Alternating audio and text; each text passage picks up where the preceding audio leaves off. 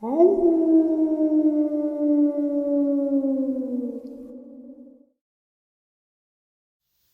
greetings and salutations, everyone. I hope everyone is still doing well, and welcome to tonight's second half. Before we jump into tonight's second half, a couple links. As you all know, I rely on Patreon, PayPal, channel membership, and the merch to help the channel to continue to grow and go. Links to Patreon, PayPal, channel membership is in the description below. Merch displayed directly under the video. Also, Dogman Frightening Encounters, Volume 1 through 3, the audiobook versions. They were written and researched by Tom Lyons, narrated and produced by me, Jeff Nadolny. Those audiobooks are available on Audible, Amazon, and iTunes, links to which are also in the description as well. And finally, last but definitely not least, if you'd really like to help support this channel to continue to grow and go, simply subscribe. It doesn't cost you a cent. Click the like button, takes half a second. If you don't want to miss out on any of the informative uploads I put out daily, click that bell icon, and folks, please leave a comment. Why? Well, because these things really do help this channel to continue to grow and go, and yes, they do matter. Now, everyone, I have taken far too much of your time. Let's jump into tonight's second half, shall we? Really quick, for the last couple days, I've been sharing Victor's older uploads as like bonuses or second halves. The first video of the day is always a new video. I got a lot of new subs, and I'm trying to introduce them to some of the things that I covered on the channel back in the day. The channel is six years old and 3,000 something videos on here. So I'm just trying to share the older ones with the new subs as well. Victor is no longer with the channel. So as much as I do appreciate emails from you guys, please don't send me any emails saying, hey, I'd like to ask Victor a question, because he's no longer here. He's no longer with us, unfortunately. I'll quickly just give you the rundown of how things went down. Victor was doing great one day, and then he started to feel really ill. His kidneys started to shut down. I do believe he was poisoned for sharing information that he shouldn't have. He fought a long and hard battle. I thought he was getting better. He thought he was getting better. And he continued to get worse and worse and worse.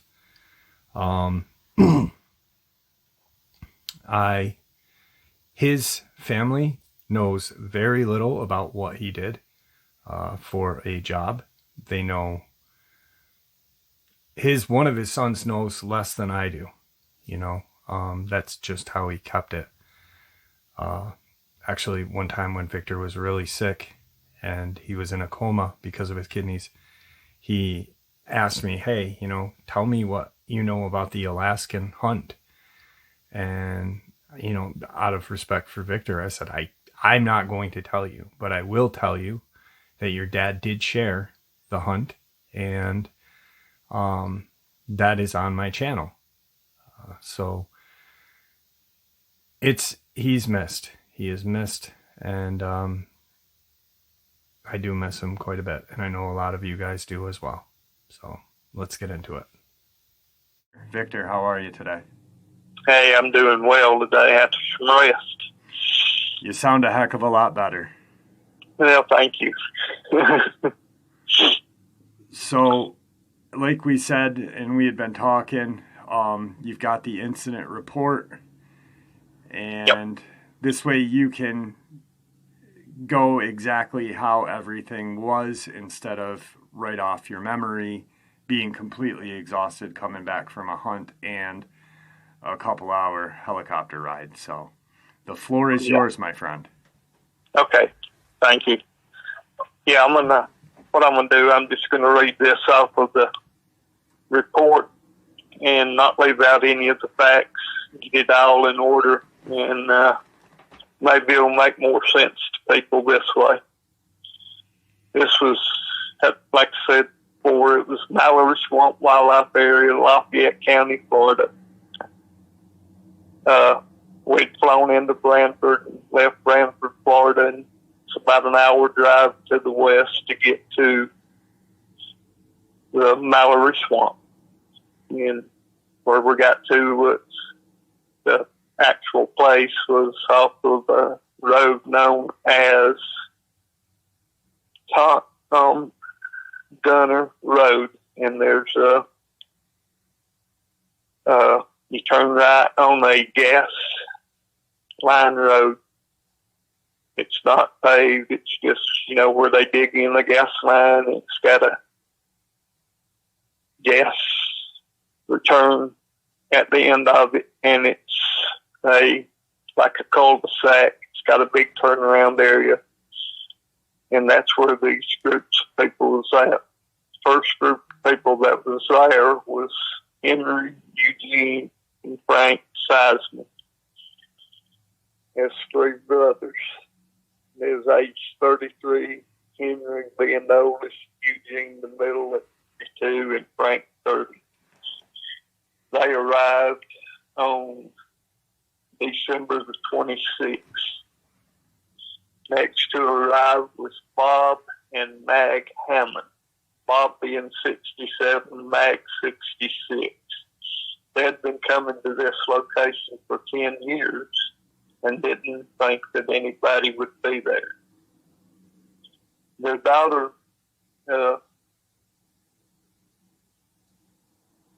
Kim, and her husband, Mike, and their last name being Taylor, was the other two that was going to be in the party. Kim was 31, Mike was 33. Bob and Mag arrived on the 27th, late afternoon, and Kim and Mike was to arrive on December the 31st at midday. And Kim and Mike had been coming there for 4 years with their Kim's mom and dad. The first night, when the brothers was there by themselves, they heard strange noises. The first night was something breathing, walking close to their tent. They never seen or found any tracks. So there was nothing that happened other than the breathing and the sounds of something stepping. The second night was uneventful. And then on the third night, Bob and Mag came in, find somebody else there, and was surprised because they had never seen anybody else even in this place. So after they got pulled in with their big camper in the trailer, they started talking to the boys and laughing, cutting up. They all, having fun and warning each other. They, like a meet and greet. Later on in the evening, they all just built one big fire, talked, and was carrying on and conversation, and the boys broke out some guitars and played music. They all went to bed around 10:30. The boys was in the tent, and the camper was about 75 yards away. About 2 a.m., Bob and Mag was awoke with the camper shaking violently. Start with, Bob thought it was the brothers shaking it, messing with him. And he hollered, "Okay, y'all, you got us good." And it stopped with no response. And then something started just to push the trailer toward the cliff. At the edge of the cul-de-sac was a deep drop-off, and that's where they had parked the camper. And it was being pushed towards that deep drop-off.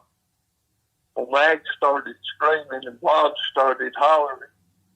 It woke up the boys, and they were screaming, "We're coming, we're coming." By the time they got to the trailer, there was nothing that they could see. They didn't know what had happened. When Bob and Mag got out, Bob told them that the trailer was being pushed, and he pointed to where the tires used to be and where they was now, and you could clearly see that the trailer had been pushed back towards the cliff, like something was trying to push it off. So the rest of the night, they all just set up, which it was, getting towards morning anyway. And next morning, everybody, kind of broke out some guns and everything and did some target practice. And so this was the day of the 28th. And the boys shared with Bob and Meg what happened to them. And they decided just to change the way the camp was set up, tighten it up for sleeping and for safety purposes. Well, and Kim and I wasn't going to arrive till the 31st, and Bob had to travel on the tent, so they decided to go ahead and set up the tent, get it all set up. But when they moved the truck and the trailer, they put it on the other side of the cul-de-sac against the large bank. They moved the boys' tents to the front of where the truck was, about 10 foot from the passenger's door of the truck. And they set the other tent at about 10 foot from the back door of the camper. And the fire in the center of the two tents, about 20 foot from the camper. Well, nothing happened on the 28th, 29th, or the 30th. It was all uneventful days. But on the morning of the 31st, everyone wakes up to do breakfast together, and the small tent is ripped to pieces. It's almost an hour drive one way to Branford. And two of the boys volunteered to go get a tent. But Bob and Eugene are the two that ended up going to get a tent. They end up at a mom and pop sporting goods store. That's all they could find at the time. While Bob's looking at tents, Eugene's a gun collector, and he's looking at rifles and purchased a M1917 Sporter, 30-06 Springfield. Bob asked why he was buying that, and he explained he didn't think that the pistols would do the trick. That's what he said to him. So Bob then purchased a cheap Mossberg M in 30-06 Springfield, and they split the cost on 500 rounds of 30-06 Army issue ammunition. By the time they had arrived back to the camp, Mike and Kim had arrived, and it's like 12:15 p.m. And the ladies were cooking on the grills, and the men set off putting up the other, wearing sidearms at this time.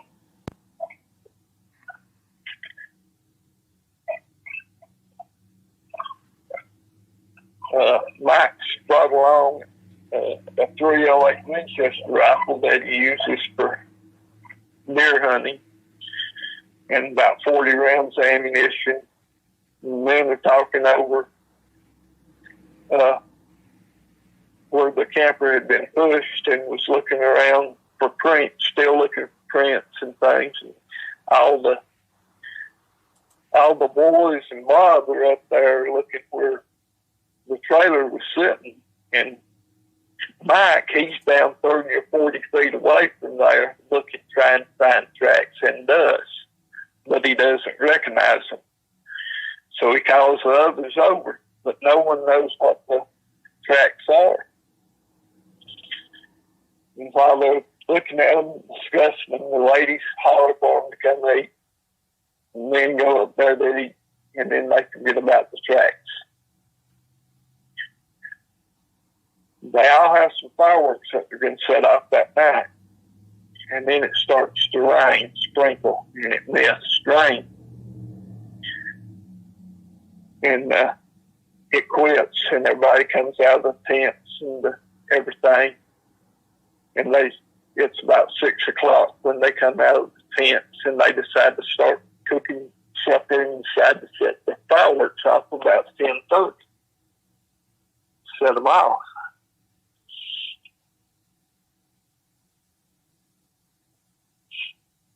They are all around the fire when Mag brings up the point that there is no noise coming from the swamp. No crickets, no loons, no nothing. So everyone just stopped and listened. And there was nothing. And this made everybody uneasy. So everyone strapped on pistols. Mike came out with his hunting rifle, set up a target about 35 yards away, and hang a Coleman lantern above it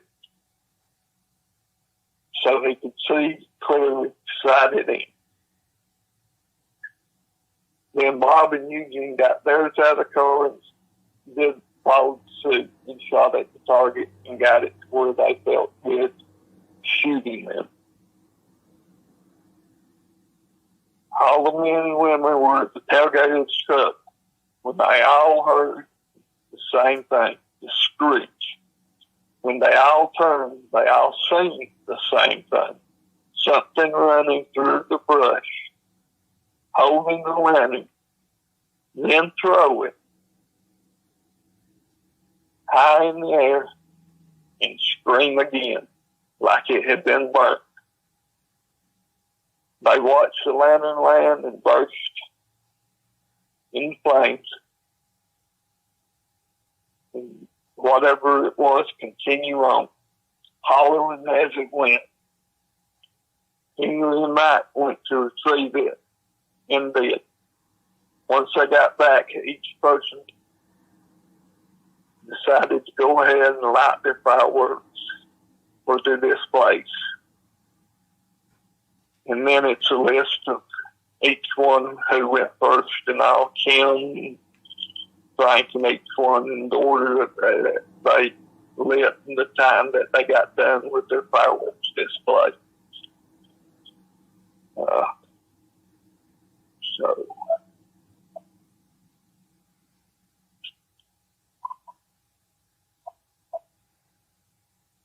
everyone enjoyed the fireworks. And it's now time, it was 1:23 on the 1st of January 2002. Still dead quiet after all the noise had been made, but no one seems to be worried about it anymore. So off to bed they all go. 4:40 a.m. The small tin is bumped into on Kim's side, and once again is ripped, and they will either have to sleep in the camper or in the tent with the guys or their car. So the next morning, after they spend the rest of the night next to the fire and keeping guard, telling everyone the next morning what had happened, Kim and Mag make the drive to Branford and call up the owner of the store from a card given to Bob by the owner, who meets Kim and Mag and outfit them with another tent and asks what is happening to the tents. And Mag tells him as much as she knows. The owner digs a little deeper and asks where this is taking place, and Mag tells him the exact location, and he warns them they need to leave, as he knows right where they are staying. Said that the land was cursed, and this was coming from a white man. Several gas crew workers were killed while staying at this site over a period of 6 weeks. 9 men went missing in the swamp. and all kinds of crazy things happened. Mag was someone you couldn't rattle, but on the drive back, told Kim this is their last year coming to this location. While they were gone, the men were tightening up security by pulling the truck closer to the brothers' tent and making a new pad for Mike and Kim's tent. When they arrived back, Mag took Bob into the trailer at once, and Kim shared with Mike and the brothers what the owner told them. With night coming, everyone had ate early, everyone was carrying a sidearm, and the 3 rifles had them out. So they had decided to stand watch in 2-hour shifts. First shift, 10 p.m. to 12 a.m., one person. 12 a.m. to 2 p.m., 2 people. 12 a.m. to 4 a.m., 2 people. 4 a.m. to 6 a.m., 2 people. And most of them was up by 6 a.m. every morning so far. So they broke out the cards to see who was gonna be in what location. And the single person was Mag. She drove for the single person. She wasn't scared. She said it wouldn't hurt her one bit. And then it was Henry and Mike and Eugene and Kim and Bobby and Frank. And nothing happened. So on the second, which is the day everyone is talking about a day to leave on, and it's decided to leave midday on the 4th. On the 2nd, everyone decides to hike one of the many available trails, so they all use the same trail, thinking safety in numbers. And it was just over 6 miles round trip. So they all left together and returned together around 3 p.m. Was going to lay down until 6 p.m. and prepare their final supper together. Supper and the evening went off uneventful, and everyone still, tired from their hike, decided not to post cards, saying the man from the town was just trying to scare them, and only one that opposed to this was Mag. She said he was not trying to scare them, but to warn them. But finally, she gave in to her daughter's wishes. So off to bed everyone went. Just around 10 p.m. on the nose, Bob later said. But it wasn't going to be a quiet night for anyone in this camp again.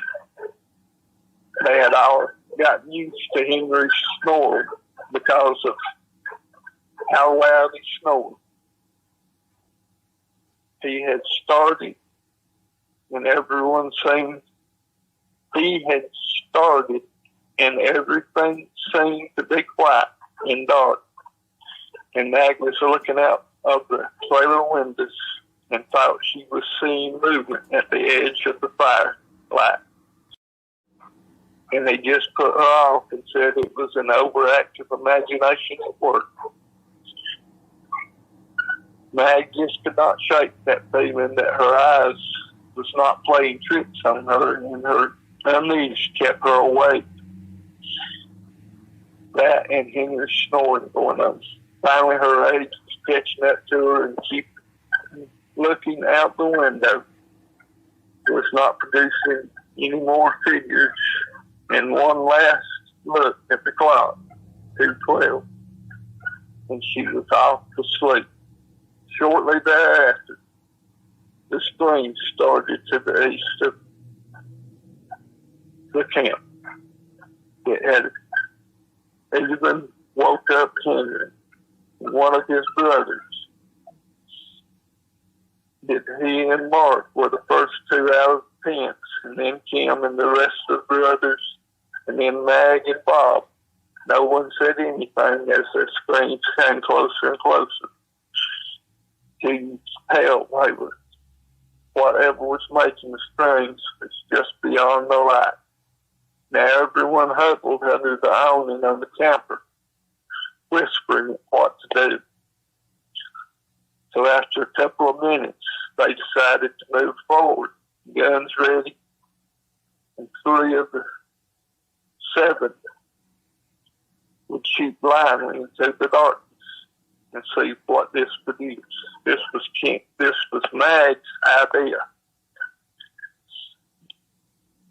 So Kim, Mag, and Frank are to empty their sidearms toward where the springs are coming from.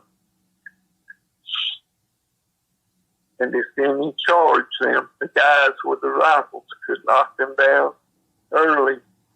And if anything got through, Henry, being the best with the sidearm, could get them at close range. Eugene stated in 2016, the last time this report was updated, that the howling was so intense it seemed to all be centered in one place. As they moved forward towards the howling, it started to quieten and turn to a bone-chilling growl that he still has nightmares about today. They all stopped when this happened and let loose a small arms fire, not knowing if they were hitting anything or not. They are all stopped now, and silence is all around them. No movement, anything. Everyone is looking, but nothing. And Mag laughs out loud and said, "See, I told you so." So they all turn but Kim and start to walk to the trailer. But Kim spotted what we thought was an eyeball that was either shot out of the socket, or when they was fighting among themselves on the ground, was knocked out, and she seen color and started moving toward it. Exactly what happened next is almost a blur. The Dogman came from every direction, taking out each person. Bob lost both legs, but lived.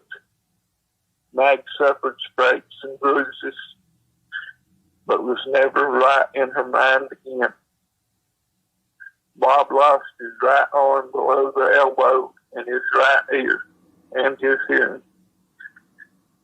Kim, all that was found was her initials, only death at the time of the attack. Henry was a big man, which helped save him. 70+ staples in his right rib cage area. Eugene has had 16 facial surgeries since the time of this, has to eat through a feeding tube, plus no longer can speak. Frank had multiple broken bones, bruises, and scrapes. The observation that was made was that the men with the long guns suffered more severe injuries than those without. On the forest, a local group, 2 men found the scene and made the call early that morning. As for the hunt, it's pretty simple. 3 men were dispatched to the scene. Colonel Dorsett was in charge. Agent Johnson, gunner, myself, second in command if something happened, and Agent Cagle, rookie, and this was to be his first hunt. When we arrived, it was the 5th of January, 10 a.m., when we drove to Blandford to the scene, and after the initial chit-chat, I was sent to talk with the families and the brothers. And this is where all this information came from, was the two of the brothers.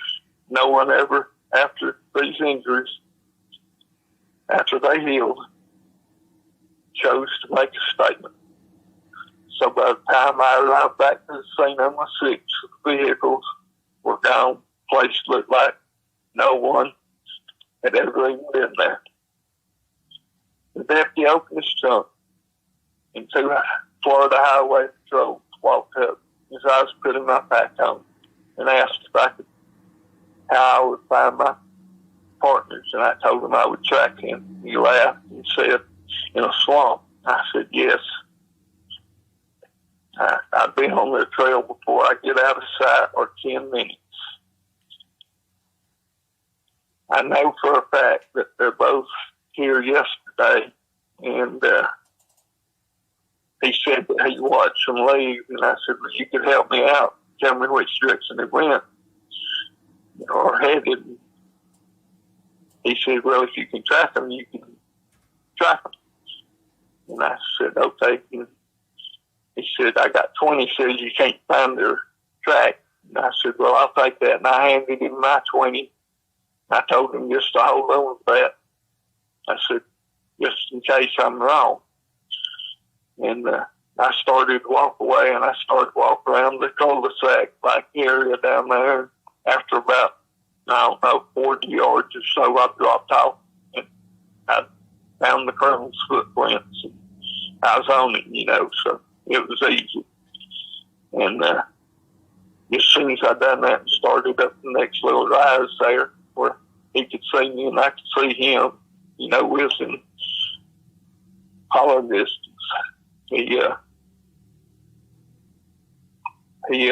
I started into the swamp. I heard the trooper say, that son of a bitch. And I hollered back to him not to spend my money because I know he knows I'd on the trail then. The nightfall, I called up to him. And Colonel and Agent Cagle, and one look told me that they had already made contact when I looked at Cagle. The Colonel told him to go ahead and go to bed now. That I was there, he was safe to sleep. After a matter of just minutes, he was sound asleep, and the Colonel told me what had happened. It was Cagle's first hunt, and his responsibility to make the kills unless totally outnumbered. And I was just along for the ride. But he was glad I was there. This was coming from the Colonel. Anyway, he went on. He was doing a good job, actually. Called a sign on the walking trail, and he was on it like a coon dog. Then he got into some black water, waist deep, and he started questioning his training and preparedness. Colonel replied back to him that he was ready, or he wouldn't be where he was at right now. He was asking about the bubbles they seen moving a couple of times off to the sides of them. The Colonel, not knowing for sure, gave an honest answer and said it was probably an alligator or snapping turtles. And Cagle said he felt relieved knowing this. The Colonel just shook his head and smiled to himself, thinking, about 7 foot behind Cagle, maybe 2 foot off center and on Cagle's left shoulder. When Cagle pointed slowly to the shoreline, meaning immediate danger, what did he see?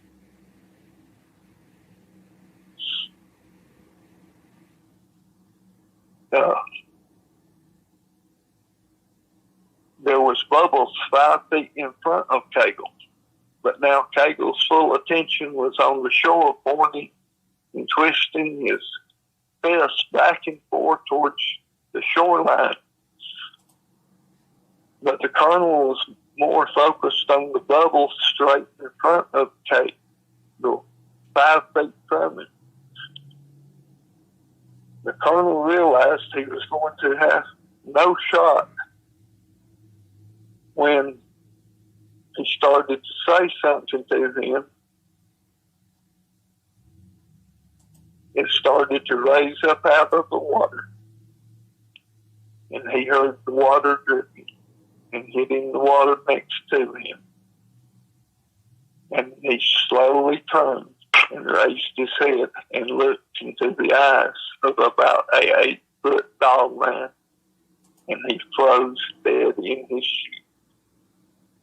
And the only thing that saved him was the colonel let loose a volley from his .308 and ended Dogman.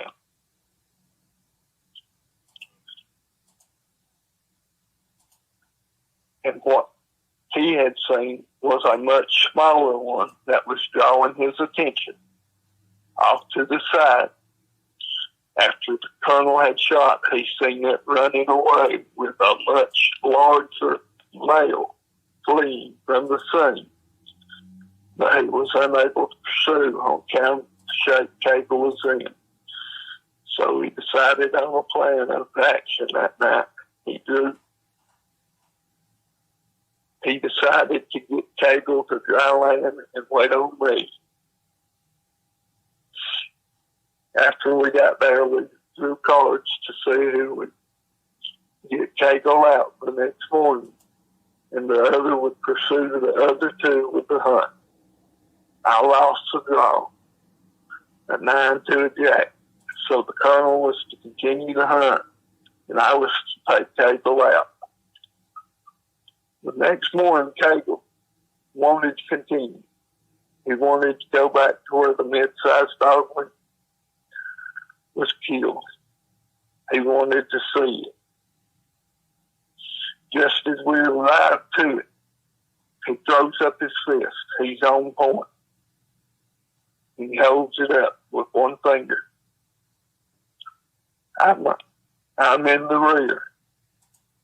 Colonel's in center, so I take left.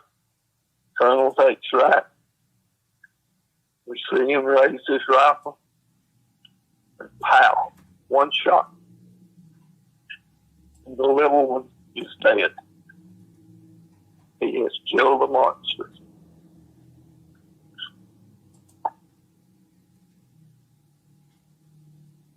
We start to move.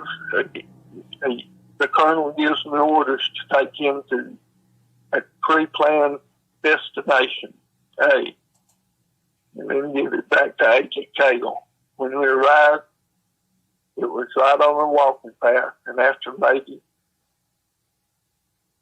7 minutes, a group of church-going folks came down the trail as fast as they could for their age. And when asked if something was wrong, wanted to know who to report a monster to. After they told Cable their stories, which took about 45 minutes, the way they came from, and the colonel, Cable sent the colonel to the southeast, and Cable went to the southwest, and I was sent the way the people came from, which is the way I didn't want to go.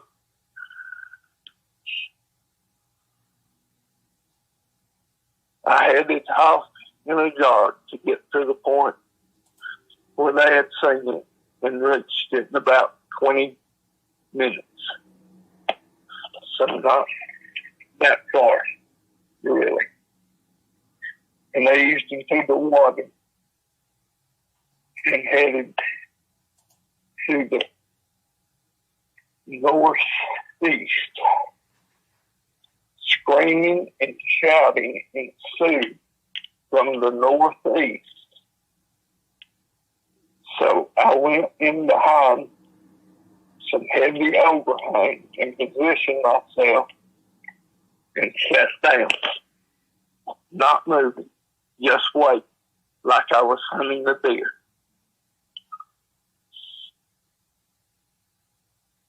Sure enough, soon I heard breaking of branches, not fast, calculated steps, like something was very carefully coming my way.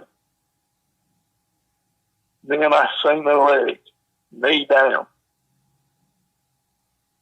Then I seen a whole leg. Then it stepped out. 9 foot plus. I took out my 308, stuck it through the foliage, let go with 3 rounds from my 308, and ended the big one.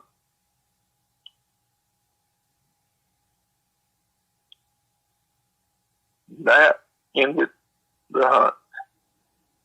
We came out, drove back to Blandford, and flew home to Virginia.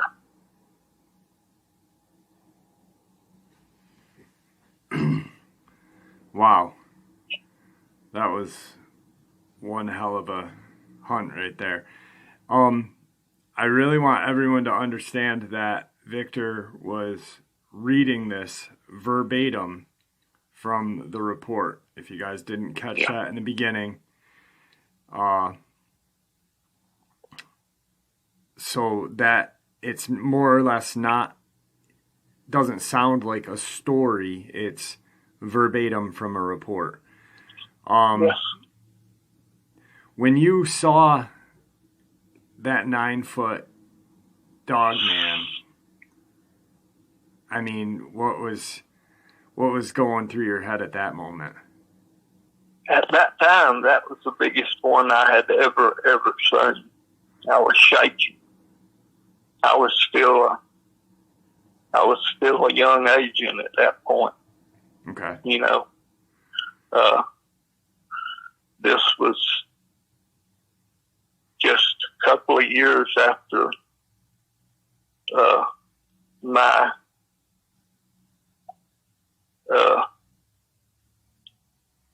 werewolf hunt that I had. And so, you know, I still wasn't up to snuff on everything. You were still a little bit of wet behind the ears, but not really. You were dry behind one, wet behind the other. Yeah. Yeah. Now, when the Colonel and Cagle were in the swamp, and that Dogman came from below the water, that's like a tactical maneuver, more or less, showing that these things are very tactical. They're methodical in their ways. Is that something that you've ever encountered since? Is Dogman in water? Yes, I've seen them in water. Now, I have seen them in water. I haven't seen them. I haven't seen them underwater. I haven't seen them underwater. I've seen them in water. Okay. But it shows that they was drawing attention. It drawed his attention off to the side, and that thing was either swimming up to him underneath or was able to hold its breath till it nearly walked up on him or till it ran out of breath. It was going to come across him right there, or I don't know. I'm not certain on that. So these things, not only can they run fast, bipedally or quadruped, they climb trees like nobody's business, and they can swim. How good of, as a rank, how would you rank them as swimming? I mean, like, do they swim like a normal dog? They dog paddle. They do dog paddle, okay. So it's almost like seeing like a golden retriever in the river. Yeah. Okay. All right. Yeah, they're probably a little faster on account of the size of their hands. Right, yeah. But they're definitely not like a Olympic swimmer. They're not like a human stretching out swimming. No. Okay. All right. Now, the Kim, when her last visual was that eyeball, and then all hell broke loose. The way you're describing it, all I'm thinking is all of a sudden Dogman came from every direction. Whatever hit her high and low almost, it seems like, and just pretty much right out of her shoes and gone. Yeah, she was killed instantly.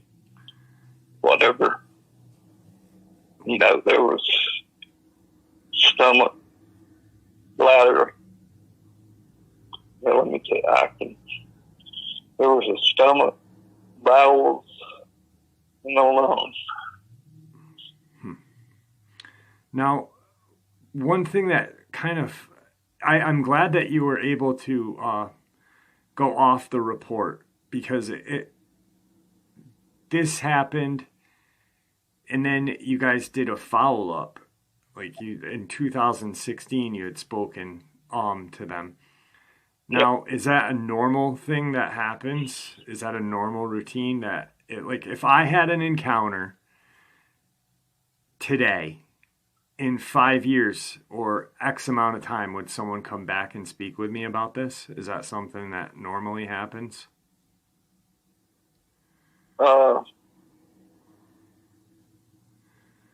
Not since they started the 90 race. Okay. All right. But this was prior to. This was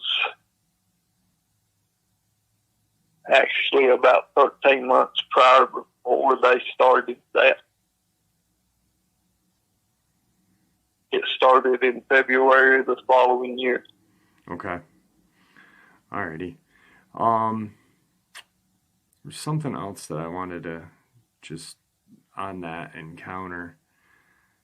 So now, I have followed up with other people to, just talk to them and see if they remembered anything. Right. Okay. So pretty much this land had been, this is kind of haunted by these things for a while. And it seems like it's a good spot for a Dogman to reside. I mean, they obviously took out the gas people.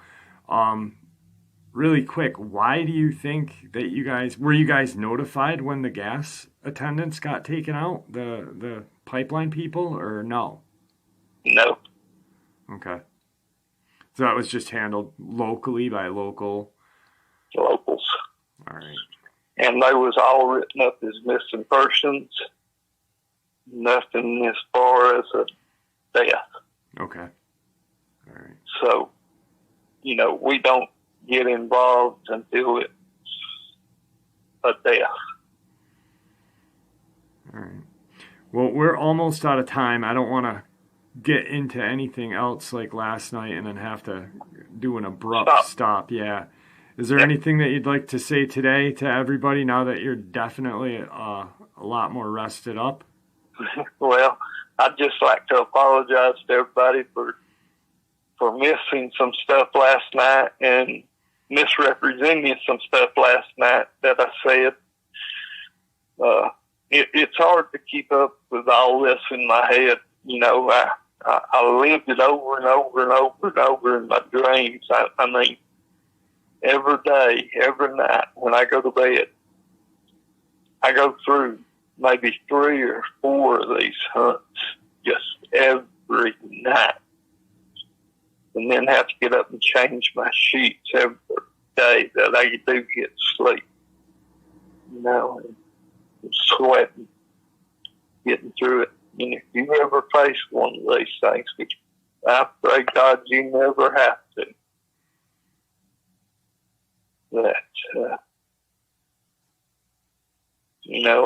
I just pray God you never have to.